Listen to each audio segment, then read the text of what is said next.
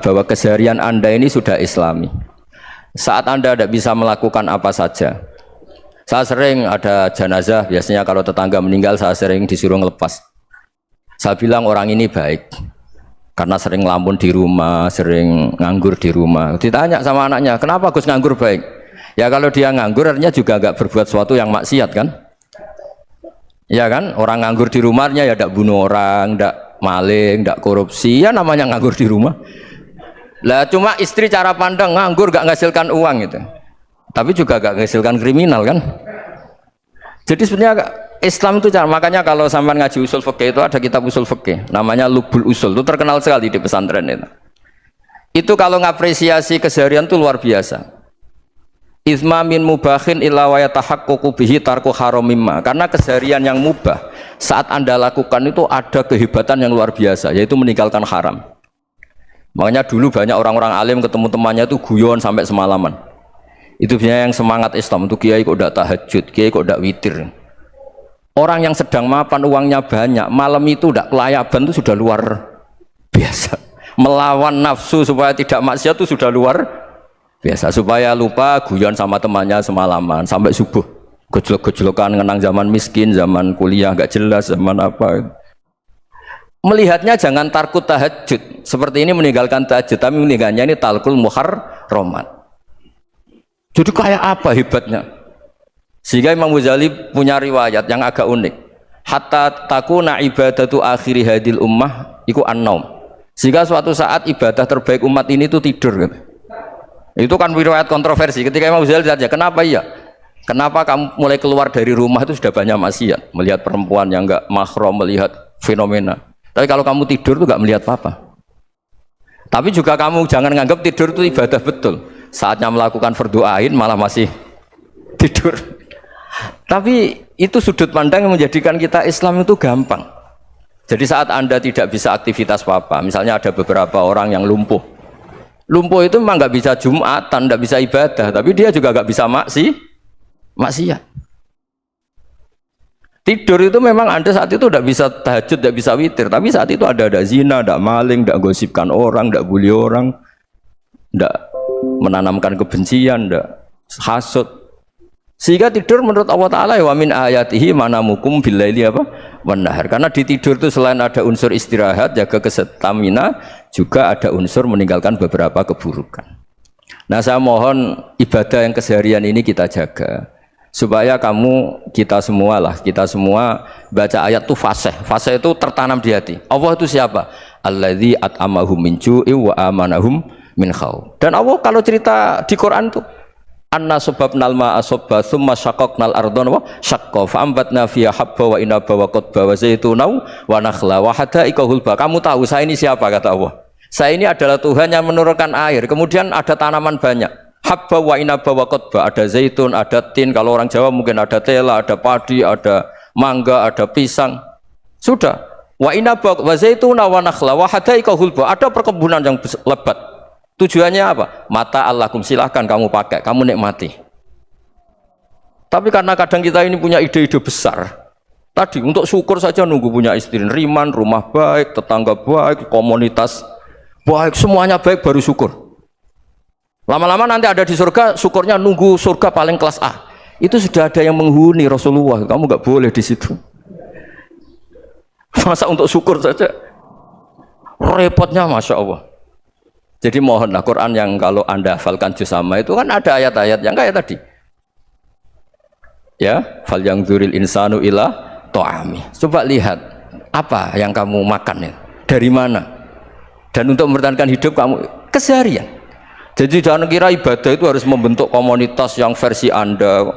Ibadah itu harus yang hal yang mulu-mulu. Kesehariannya Anda alami. Loh, ini saya tidak bikin-bikin. Saya ngaji bukan karena berdasar pesanan. Itu ayat yang saya bacakan betul ada ayatnya kan. Fal yang dzuril insanu ila ta'ami anna sababnal ma'a sabba tsumma syaqqaqnal arda syaqqa fa ambasna fiha habba wa inaba wa qadba wa zaituna wa nakhla wa hada'iqa ghulba. Terusannya apa? Mata'al lakum, silakan kamu nikmati. Mata itu silakan kamu nikmati. Ya kayak sampean dikasih hidangan ya makan. Ya sudah makan. Habis makan ya minum. Habis itu ngantuk ya tidur. Ya sudah normal-normal saja. Kayak apa indahnya Islam? Tapi Anda mencari Islam yang gimana lagi? Nah itu yang diajarkan guru-guru kita, diajarkan sanad kita sampai Wali Songo, sampai Rasulullah SAW. Sebetulnya dalam banyak hal-hal yang keseharian itu lebih prinsip ketimbang ide kita tentang hal-hal besar. Saya beri contoh, Allah itu Tuhan yang Maha Kuasa, yang menguasai alam raya ini. Kadang-kadang menjelaskan dirinya itu hanya alladzi at'amahum min ju'. Saya ini Tuhan yang memberi makan kamu saat Anda lapar, saat kalian lapar. Jadi untuk beriman kepada Tuhan yang Maha Esa, kepada Allah, kamu yakin yang memberi makan kamu itu Tuhan. Apapun kecewanya Anda terhadap tetangga, terhadap negara, terhadap mertua, terhadap istri, itu kecewa Anda tidak akan mati. Tapi kalau tidak makan itu mati. Sehingga Allah mensifati dirinya kadang pakai keseharian. Alladzi at'amahum min ju'. Tuhan itu siapa? Yang memberi makan kamu ketika lapar.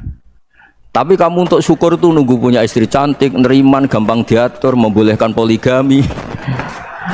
Terus 4 istri itu neriman semua, loyal semua. Itu sombong betul. Mau syukur saja kok repotnya seperti itu. Jadi mau syukur ya ada makanan dimakan. Itu kalau ngantuk ya tidur. Ayatnya wa min ayatihi manamukum billaili wan nahar. Maksud ayat Allah itu tidur. Nah, keangkuhan-keangkuhan ini yang menjadikan kita itu jadi repot hidup. Wong untuk syukur kok nunggu tadi. Mertua baik, tetangga baik, istri baik. Apa saja di sekelilingnya harus baik. Nah, keinginan berlebihan ini menjadikan kita lupa ada hal-hal yang paling kita butuhkan, yaitu oksigen. Kita boleh nempat di buminya Allah. Alladzi ja'ala lakumul ardo firasya. Bumi kamu tempati enak. Coba kalau gempa. Apa artinya istri 4 cantik semua kalau pas digoyang apa? Gempa. Apa artinya kamu jabat? Entah apa saja jabatannya. Kalau bumi likuifaksi, habis kamu. Kiai meskipun dai kondang umatnya jutaan, kalau likuifaksi di panggung hancur. Tapi nikmat-nikmat yang disebut Allah seperti ini kita kaji keseharian. Alladzi ja'ala lakumul ardo mahda. Allah itu yang menjadikan bumi dalulan yang mudah diinjak. Famshu fi mana dia silahkan pakai jalan-jalan. Jadi saya termasuk benar-benar kiai Jawa. Kalau kerennya kiai Nusantara atau kiai Indonesia lah. Diajari bapak saya Kiai Haji Nur Salim, diajari Mbah Maimun. Itu Islam itu keseharian. Karena ketika Anda memilih hal-hal yang serius, itu tujuan utamanya nyari ridhonya Allah, dan ridhonya Allah bisa kamu dapatkan sesuatu yang pasti benar. Misalnya dalam sebuah hadis Sahih Muslim disebutkan innallaha la yardha 'anil 'abdi idza akalal akla fayahmadahu 'alaiha aw yashraba syarba fayahmadahu 'alaiha. Itu redaksinya inna itu sesungguhnya, la yardha juga pakai lam taukid juga maknanya sesungguhnya. Sungguh-sungguh Allah sangat ridho ketika seorang hamba itu makan ketika sesuap nasi dia muji Allah, ketika minum seteguk nasi dia muji Allah. Itu kalau orang diridhoni Allah itu wali betul. Itu untuk jadi wali itu gampang. Kamu makan ridho, kamu nginjak buminya Allah ridho seneng, kamu hidup keseharian aman seneng. Nah ini supaya sampean kita semua ngaji betapa panduan Rasulullah untuk menggapai ridho Allah itu banyak yang keseharian sekali. Saking kesehariannya banyak dalam hadis dan itu sahih. Nabi menyebut hal-hal yang keseharian. Hatta ma tas'alu fi imra'atika, kamu punya uang kemudian istri kamu bisa makan, itu ibadah. Bahkan sebagian ibadah itu dicontohkan Nabi yang akhirnya diprotes sahabat, yaitu wa fi buti ahadikum sedekah, kamu menggauli istri kamu itu ya sedekah. Sampai sahabat bilang yang benar ya Rasulullah, ayati ahaduna syahwatahu wa huwa lahu ajrun. Masa urusan biologis, urusan syahwat kemudian dia dapat pahala?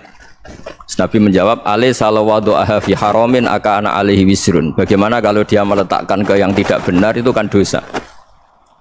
Nah, hal-hal seperti ini yang saya ingin teman-teman semua lah, semua. Saya juga agak ingin ngaji demi Anda juga agak ingin. Itu dosa sekali ngaji kok pesanan kelompok tertentu itu gak boleh.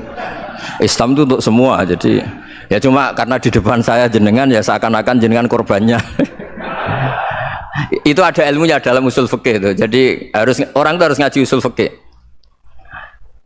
Nama yang disebut, mungkin Mas Sufyan masih ingat zaman ngaji usul fikih. Nama yang disebut itu tidak jaminan sebagai prioritas perintah. Jadi misalnya gini, kebetulan yang di depan Nabi itu Abu Dzar. Nabi ya bilang, ya Abu Dzarin ini uhibbuka misalnya, atau ya Mu'ad ini uhibbuka, atau ya Abu Hurairah ini uhibbuka misalnya. Banyaklah riwayat yang Nabi nyebut ya Abu Dzarin, ya Mu'ad, ya Abu Hurairah. Kemudian misalnya Nabi meneruskan khitab, ini uhibbuka, saya mencintai kamu, fakul dubur sholatin, atau sebagian riwayat disebut fala tada'anna dubura kulli sholatin, Allahumma inni ala dzikrika wa syukrika wa husni ibadatik.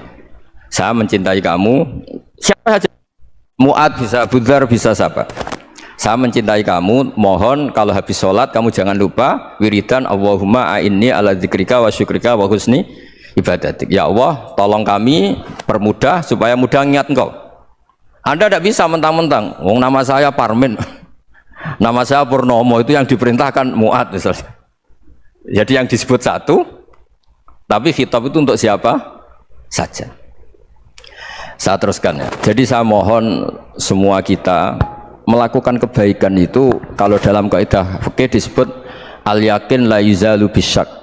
Banyak kebaikan yang kebenarannya itu 100%. Tidak punya efek samping ke pihak lain, ke kelompok lain, ke komunitas lain. Itu tadi misalnya Anda makan dan itu murah sekali, hanya butuh satu piring. Setiap kunyahan kamu muji Allah, setiap minum kamu muji Allah. Itu redaksinya Rasulullah SAW disebut Allah sangat ridho ketika seorang hamba makan, kemudian dia memuji Allah, atau minum kemudian dia memuji Allah. Logikanya gampang. Negara seperti ini yang kamu harapkan bentuknya kayak apa, mertua, ipar, komunitas, tetangga, itu nyata terjadi itu kan belum pasti. Sementara yang mesti terjadi adalah kamu butuh makan, kalau tidak mati. Butuh minum, kalau tidak mati. Butuh bumi yang nyaman ditempati, kalau tidak kita juga mati. Sebab itu Allah kalau menyebut nikmatnya itu hal-hal yang keseharian. Alladzi at'amahum min ju'. Allah itu siapa? Allah itu yang menciptakan kamu bisa makan. Tidak berlebihan. Allah itu yang menciptakan kondisi sosial itu ideal. Zaman Nabi itu ya ada orang munafik. Orang-orang pilihan Allah itu juga diuji orang sekelilingnya yang macam-macam. Semua diuji sesuai konteks zaman dan waktu. Nah, tapi ada ibadah-ibadah yang selalu disarankan Nabi. Sampai Nabi itu pernah ditanya, ayul Islam ya khairun ya Rasulullah, Islam terbaik itu gimana? Jawaban Nabi itu unik. It'amut to'am. Islam terbaik itu ya makan-makan, santai-santai. Ketika Allah menyebut beberapa kebaikan, falak tahamal aqobah wa ma adrokan apa? Mal aqobah. Terusannya apa? Fakku rokobah. Terusannya apa? Au it'amun fi yaumin di masgubah. Ya, atau acara makan-makan itu juga Islam. Kenapa? Ya bayangkan kalau tidak ada makanan kita mati kan? Kondisi sosial tidak ideal itu Anda masih gak apa-apa. Tapi kalau Anda tidak makan, Anda tidak minum, kamu punya istri cerewet masih bisa hidup, punya mertua cerewet masih bisa hidup. Tapi kalau tidak makan bisa mati. Berarti penting mana istri sama makan? Penting mana? Makan. Semoga istri Anda dengar. Nanti kamu disuruh makan tapi pulang deh. Itu kalau dibahasakan makan masih memahami. Penting mana nasi satu piring dengan istri? Nggak ada nasi mati, nggak ada istri belum mati. Penting mana? Gak berani jawab kan? Nah, ternyata Anda ada garang kan di depan istri. Jadi saya mohonlah, mungkin Mas Sufyan Sauri tadi yang bisa bantulah teman-teman tuh ngaji yang keseharian saja. Karena kita nyari ridha Allah itu berdasar firman Allah, dan firman Allah itu menyebut keseharian tuh riang gampang. Yaitu tadi misalnya wa min ayatihi manamukum billaili wan nahar. Termasuk ayat-ayat Allah itu kamu tidur. Maka dulu itu ada guyonan, ada tokoh Mu'tazilah, kelompok dalam Islam yang berpikir manusia itu bisa menentukan ikhtiarnya sendiri. Karena saya bisa duduk, duduk, ingin berdiri, berdiri. Karena kelompok ini nggak terima kalau semua kehendak Allah, nanti bagaimana kalau semua kehendak Allah kok ada hisab, ya ada sanksi. Lucunya itu dia akhirnya, ini cerita ya, mencintai seorang perempuan cantik sekali. Dan itu dia menjadi ahli sunnah itu oleh hal-hal yang sepele. Karena istrinya cantik, ya namanya suami istri itu hubungan intim. Terus ditanya, Mas, masih ingin lagi? Masih. Silahkan diulang lagi. Wah ya tidak bisa. Katanya manusia bisa menentukan yang diinginkan. Itu tobat itu.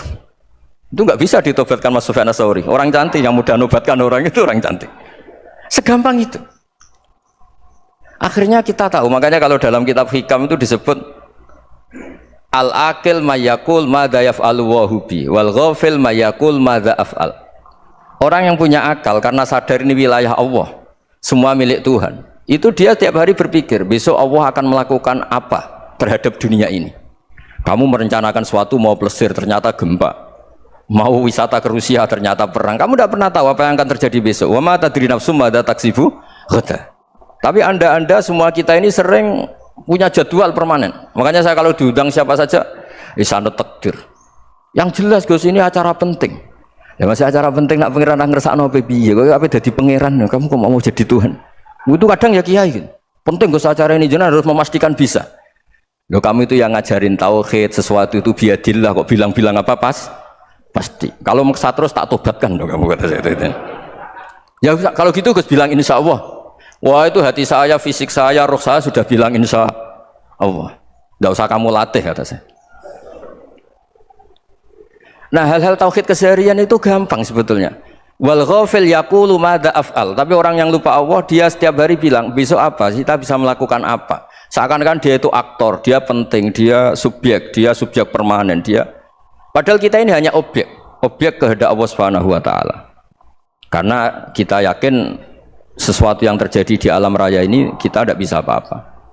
Makanya saya sering ngaji, sering bilang saya, ketika Anda mensifati Allah, dia yang menghidupkan. Sudah itu tanamkan, sehingga ketika kita mati, santai saja. Kenapa santai? Allah punya cara menghidupkan kita. Zaman kita hidup juga gak tahu caranya ngelola jantung, ngelola paru-paru. Kamu juga gak tahu ngelola oksigen yang tidak beracun, tidak ngandung polusi. Tahu-tahu hidup. Gak ingin tua ya tahu-tahu tua, gak ingin mati tahu-tahu mati. Selama ini kita hidup juga gak tahu apa sebetulnya. Hanya gaya tok, punya jadwal, punya planning. Kalau kamu bisa menentukan pilihan Anda, pasti Anda istrinya cantik, 4 neriman semua, kona'ah semua. Nyatanya enggak kan? Ada 1 jelek, cerewet. Wah itu kan, nyatanya enggak bisa apa-apa Anda kan? Dan kamu bawa mati lagi. Nah, itu kan. Istri Anda juga gitu, punya keinginan punya suami yang ganteng, yang jabat, yang neriman, yang enggak poligami. Ya tidak kesampaian juga. Kalau kita ngitung tingkat kegagalan kita itu gagal terus. Ya kan? Nah, terus ingat Allah, madza yaf'alu wa hubi. Orang yang punya akal selalu berpikir Allah itu menghendaki apa terhadap saya. Loh sama-sama orang itu loh. Ngelihat orang yang serius, itu kata Anda itu pemikir berat, serius, senang punya tokoh yang merengut karena kamu anggap serius. Tapi sebagian orang anggap orang yang serius itu wong merengut, wong masam, wong muka kok ditekuk. Jadi sama itu hati ya muqallibal qulub tsabbit qalbi ala dini, karena kita nggak tahu cara berpikir kita tentang orang lain, tentang sekeliling kita.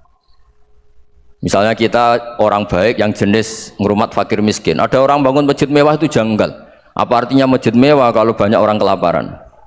Tapi kalau yang jenis pendidikan, apa artinya masjid mewah kalau tidak bisa ngaji? Nanti yang jenis infrastruktur, apa artinya ini kalau semuanya punya sudut pandang yang berbeda-beda. Dan Islam mengapresiasi semua kebaikan.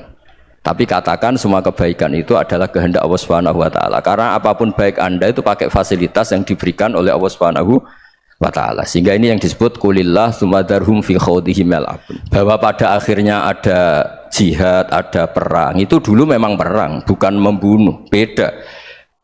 Dulu kita dijajah Belanda ya perang, dan itu normal karena kita dijajah. Jadi ketika orang lain ingin baik sama kita, wa in ahadum minal musyrikin astajaruka ya fa'jirhu hatta yasma'a kalam Allah. Kalau mereka ingin baik ya kita baik. Makanya ada istilah musta'man, mu'ahad. Kalau mereka ingin damai, berdampingan dengan kemajmukan, ya itu yang lebih baik. Karena memang Islam menghormati proses perdamaian. Wa in janahu nawa lissalmi ya fajnah lah. Kalau ingin damai ya kita harus damai. Jadi, andai kan dulu Belanda datang ke Indonesia kok minta besanan. Gitu. Ya mungkin kita juga seneng karena memperbaiki hidung kan, kalau minta besanan. Gitu. Nah tapi wong jajah dulu itu kan masalah kan? Apa? Masalah kan? Jadi saya mohon ya, jadi apa? Makanya saya tadi minta sama Bapak Kadensus kemarin juga pernah main ke saya. Jangan sering ketemu. Saya ini sudah uzlah, saya ini sudah mau daftar jadi resi. Saya itu kemarin di muktamar juga agak datang, acara di Jogja juga sudah. Karena memang keluarga saya dulu itu bahasa ya, bapaknya bapak saya itu nggak keluar rumah itu puluhan tahun. Memang punya adat uzlah. Ya makanya ngaji saya ngaji aja yang gampang-gampang aja, yang nggak orderan, yang nggak pesenan ngaji aja dulu yang gampang. Saya ikhlas, yakin betul saya ikhlas. Ikhlas itu menurut saya itu roh. Orang nggak ikhlas menurut saya itu orang aneh. Ikhlas itu gampang, sudah saya bilang. Kalau kamu yakin ilmu itu milik Allah, ngasihkan juga ikhlas itu milik Allah. Apa sih yang kamu punyai sehingga kamu udah ikhlas? Uang milik Allah, energi kita milik Allah, bumi milik Allah. Kemudian kamu merasa memiliki. Merasa memiliki itu kalau dalam ilmu tasawuf sudah kesalahan kan. Bagaimana Anda punya? Coba tahu-tahu tanah itu kok milik Anda. Karena saya beli, saya beli dari orang, dari Zaid. Padahal yang asli punya itu Allah. Apa benar kamu pernah beli sama Allah? Zaid ini pemilik nisbi, pemilik yang enggak sebenarnya kan? Ya enggak? Yang benar-benar pemilik itu Allah. Kok kamu ngerasa itu bumi kamu itu atas nama apa? Coba. Milik kan harus beli atau dikasih. Tidak semua kan? Nah, makanya terus famshu fi manakibiha, dan Allah menyebutnya, sudah saya ini yang menciptakan bumi. Walladzi ja'ala lakumul arda dhalulan. Dan Allah menyebutnya sederhana, famshu fi manakibiha, silakan jalan-jalan. Terusannya apa? Wa kulu mirizki, silakan makan-makan. Jadi Islam itu yes. Ya, makanya kiai-kiai itu ada acara makan, sampai ada guyonan fikuli makanin makan di setiap tempat ya makan. Nggih ngoten nggih, pokoke sing gampang-gampang mawon nggih. Nggih Mas Sufyan nggih sing gampang-gampang mawon nggih. Assalamualaikum warahmatullahi wabarakatuh. Nama saya Wildan dari Malang. Alhamdulillah hari ini bisa bertemu dengan Gus Baha yang memang dari saya waktu di dalam udah ngikuti YouTube-nya pada masa itu, dan di sini Gus mungkin terdiri dari banyak saudara-saudara kita yang dari berbagai tempat, berbagai karakter dan berbagai sifat. Nah, yang saya ingin tanyakan, bagaimana kita memupuk konsep persaudaraan tanpa memandang kepentingan duniawi. Karena kebanyakan dari kita bersaudara karena kepentingan, bukan bersaudara karena ya kita adalah saudara. Terus kemudian yang kedua yang ingin saya tanyakan itu, kita hari ini adalah mengalami degradasi moral yang luar biasa. Akhlak, sopan santun nyaris sedikit demi sedikit hilang. Nah, bagaimana cara kita untuk memupuk agar generasi kita selanjutnya tetap berakhlak, beretika terhadap yang lebih tua, ataupun kepada sesamanya, ataupun kepada yang lebih kecil. Mungkin sekian dari saya. Assalamualaikum warahmatullahi wabarakatuh. Yang saya hormati Bapak-bapak yang ada di depan, terutama Bapak Kiai Gus Baha. Perkenalkan, nama saya Imran, asal dari Poso, Sulawesi Tengah. Alhamdulillah pada kesempatan hari ini kita diberikan nikmat oleh Allah untuk bisa bertemu dengan Bapak Kiai yang mungkin secara pribadi dan mewakili mungkin perasaan teman-teman semua di sini, ada kerinduan, keinginan untuk berjumpa langsung dengan Kiai, dan alhamdulillah terlaksana dengan berkat artinya dari Allah Subhanahu wa taala melalui bapak-bapak kita dari Densus bisa memfasilitasi. Pak Kiai, yang pertanyaan saya, kita ini kan teman-teman ini bahasanya ex napiter, pernah masuk dalam kesalahan kebencian terhadap negara. Bahkan diantara kita ini ingin membentuk negara sendiri, ya kan? Apalagi kami dari Poso, terutama MIT Mujahidin Indonesia Timur, itu pengen bentuk komunitas bahkan negara di Poso, gitu loh. Artinya ada kebencian-kebencian. Nah, bagaimana? Karena kami dulunya punya doktrin negara ini negara yang togut, gitu loh. negara kafir yang wajib untuk kita perangi, kita musuhi, dan orang-orang yang berkembang kita pokoknya kita basmilah sampai tegak negara ini, negara Islam versi kami saat itu.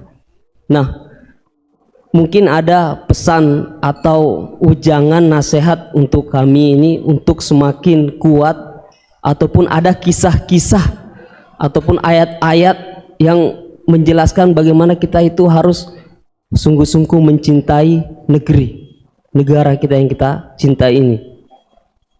Kemudian yang kedua, Pak Kiai, terkait masalah ihsan ini seperti apa? Karena mahwal Islam, mahwal iman. Nah, ihsan ini kita mungkin yang belum terlalu kami pahami. Apa itu ihsan yang kata Nabi, anta'budullaha ka'annaka tarahu fa illam takun tarahu fa innahu yarak. Mungkin ada penjelasannya, Pak Kiai, Gus. Mungkin hanya ini yang dapat saya sampaikan. Assalamualaikum warahmatullahi wabarakatuh. Ya, makanya tadi saya bilang bernegara itu pakai hadis. Misalnya Nabi pernah ngendikan, kamu itu punya 3 tetangga. Yang satu punya 3 hak, yaitu dia tetangga kamu, dia seagama kamu, dia sesaudara kamu. Jadi ada 3 hubungan, seagama, sesaudara, dan tadi apa? Dia tetangga kamu, dia seagama dengan kamu, dia masih kerabat kamu. Terus ada tetangga yang punya 2 hak, yaitu dia tetanggamu, seagama dengan kamu, tapi tidak sekeluarga dengan kamu. Terus ada tetangga yang punya 1 hak, dia ada keluarga kamu, dia ada seagama dengan kamu, tapi tetap punya hak karena itu tetangga kamu. Dan itu kata Nabi, semuanya berhak kamu baikin karena ada hakul jar. Makanya dulu doa ada bil kubri itu ceritanya sederhana. Ada seorang perempuan Yahudiyah sowan Sayyidah Aisyah. Kalau sowan ya dikasih uang sama Sayyidah Aisyah, padahal Yahudiyah. Ketika dikasih uang, terus si Yahudiyah tadi, semoga engkau diselamatkan dari siksa kubur. Zaman itu Sayyidah Aisyah belum dengar hadis tentang siksa kubur. Setelah Rasulullah datang, saya tadi diminta didoain, enggak saya terima karena saya enggak percaya. Terus Nabi ngendikan itu benar adanya siksa kubur. Ketika komunitas Yahudi di Madinah itu puasa Asyura, Nabi coba tanyakan mereka, kenapa puasa Asyura? Padahal orang Yahudi. Oh, terus setelah ditanya, yaumun najjawahu fihi Musa, itu hari di mana Allah menyelamatkan Nabi Musa, kata orang Yahudi. Terus kata Rasulullah, nahnu ahaqqu bi Musa, saya juga berhak menghormati Musa. Kemudian Nabi puasa. Suatu saat lagi ada orang Yahudi datang, ya Rasulullah, ya Muhammad, manggilnya ya Abul Qasim karena orang Yahudi. Ya Abul Qasim, nanti nasib langit bumi ini di mana? Manusia yang sudah mati-mati di mana ketika bumi dihancurkan? Mayat-mayat yang sudah di kuburan di mana? Terus orang Yahudi tadi bilang, inna woha wadu'as samawati ala dzih wal arodina ala dzih. Soalnya Allah itu bisa saja mengelola langit bumi yang sudah hancur gini-gini. Nabi itu tertawa-tawa. Dalam sebuah riwayat disebut hatta badat nawajidu, tertawanya Nabi itu lepas sampai giginya kelihatan. Kata rawinya tasdiqan liqaulil khabri, karena Nabi membenarkan orang Yahudi tadi. Jadi intinya dalam banyak hal itu ya dicari kesamaan. Makanya kalau interaksi dengan kelompok lain, kata Nabi, la tusaddiquhum wa la tukadibuhum. Kamu jangan mengiyakan, juga jangan menolak. Kamu tolak jangan-jangan pas yang sama dengan ajaran kita. Kamu benarkan jangan-jangan yang tidak sama. Ya sudah, kalau nggak sependapat ya jangan ngambil sikap. Nah, itu juga yang dipraktekkan Rasulullah SAW. Nabi yaqumu lailatan yuraddidu hadil ayat. Nabi pernah sholat 1 rakaat hanya ngulang 1 ayat. Itu aja gak selesai. Yaitu ngulang-ngulang ayat. Fa'aqulu kama qalal abdus sholeh in tu'adzibhum fa innahum ibaduk wa in taghfir lahum fa innaka antal azizul hakim. Pun Gusti kula nyerah. Semua ini hamba jenengan, monggo jenengan napakno sing duwe jenengan. Intinya itu ini wilayah jenengan, ndak wilayah saya. Nah, kadang-kadang kita sebagai manusia itu jumawa seakan-akan itu wilayah kita. Kita nyiksa terserah kita, mengampuni ya terserah kita. Padahal tidak milik kita. Dunia ini milik Allah Subhanahu wa ta'ala. Makanya yang terakhir saya ijazahkan, ijazah bapak. Bapak saya itu orang hafal Quran, alim, tapi lucu, senengannya guyon. Kalau ngajarkan saya tauhid, tasawuf itu gampang. Hak, kamu punya tetangga, punya Innova. Terus kamu berpikir, kamu miskin berpikir, itu pajaknya saja berapa? Kalau apa itu bannya sudah halus, itu gantinya kayak apa? Kalau rusak kayak apa? Terus kata bapak, orang melok duwe kok mikir, dia ikut punya kok mikir. Terus Coba kamu nggak ikut punya Alphard, terus saya mikir, wah itu pajaknya berapa Pak Martinus, bisa dipakai beli motor kan, pajaknya apa? Alphard ini. Oh nggak ikut punya kok. Nah, dunia itu rawekmu, mau pikir lah apa sing duwe. Maksudnya itu, dunia itu milik Allah, apa kamu pikir itu milik yang punya gitu. Nah, itu yang dimaksud dalam ilmu tasawuf, da'it tadbir fama qoma bi ghairuk la tuqim bihi nafsak. Sudah kamu tidak usah ikut campur, itu wilayahnya Allah gitu. Karena wong nggak ikut punya kok ikut mikir. Anda benci orang, benci sekali karena dia tauhid misalnya. Jangan-jangan Allah punya rencana memberi hidayah dia, atau Allah punya rencana dari dia keluar orang-orang Islam yang soleh. Makanya ketika malakul jibal, ya Rasulullah saya disuruh Allah, terserah engkau, in syi'ta an udbiko alaihim al-akhshaban. Kalau engkau mau orang-orang yang mendustakan kamu saya hancurkan. Apa jawabannya Nabi? La, jangan. Bal arju ayyukhrijawah min aslabihim ma ya'budullaha wa la yusyriku bihi syai'an, itu di Bukhari. Enggak, bisa saja sekarang dia kafir, anak turunnya jadi Islam. Dan betul. Abu Jahal punya anak Ikrimah, Abu Lahab punya anak Darrah. Walid itu musuh besarnya Nabi, punya anak Khalid. Ya sudahlah, kita selalu berharap bahwa ini wilayahnya Allah. Sudah, kita berharap agama ini bagi yang selalu punya harapan, limangkana yarjuwah, orang yang selalu punya harapan. Kita berharap tambah hari tambah baik, tambah damai, tambah kondusif, tambah segalanya baik. Dan saya seperti ini juga ingin ikhlas dan akan selalu ikhlas. Ya saya sering bilang kalau pejabat mau sini itu sering tak ngel-ngel. Saya ini sudah ingin Indonesia itu baik itu tanpa diminta. Kalau diminta itu malah seakan-akan saya belum melakukan, kan?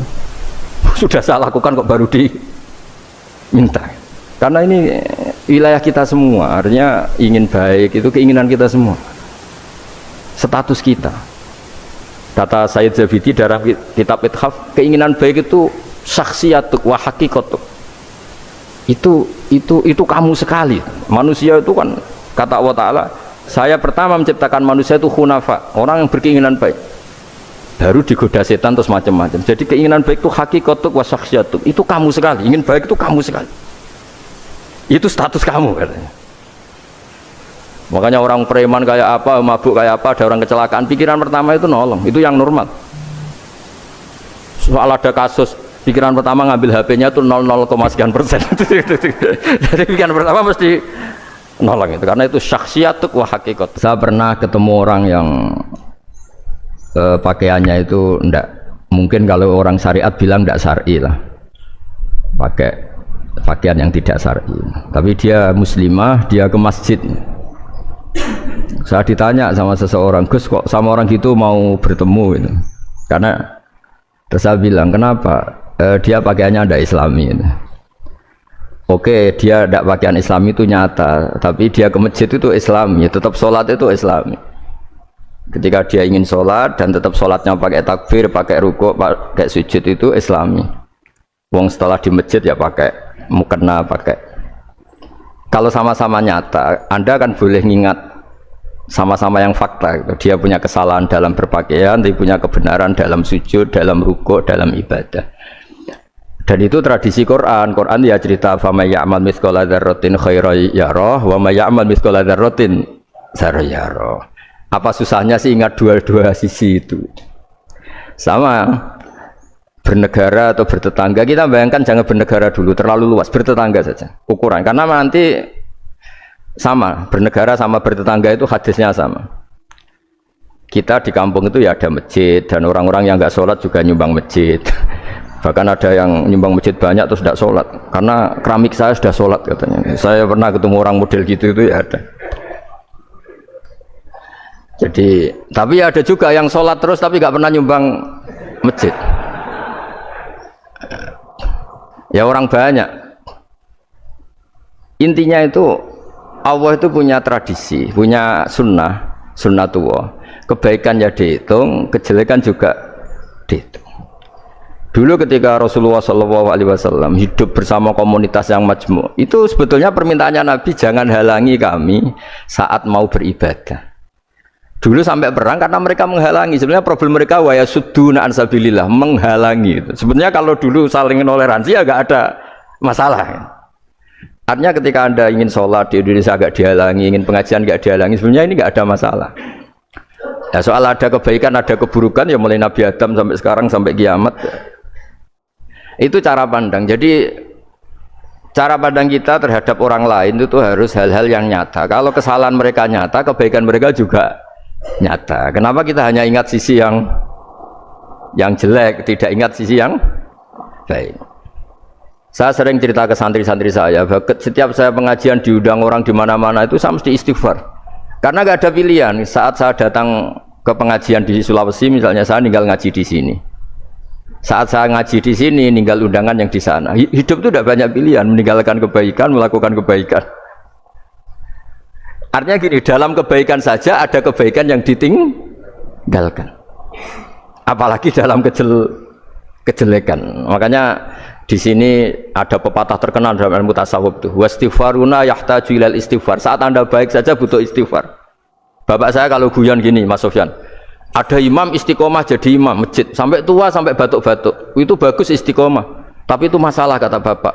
Akhirnya enggak kaderisasi katanya. Itu istiqomah apa enggak mau diganti orang lain katanya. Ada kiai dai di mana-mana. Itu mesti orang muji, oh itu dai di mana-mana, laris enggak pernah di rumah. Pondoknya pasti bubar itu karena ditinggal.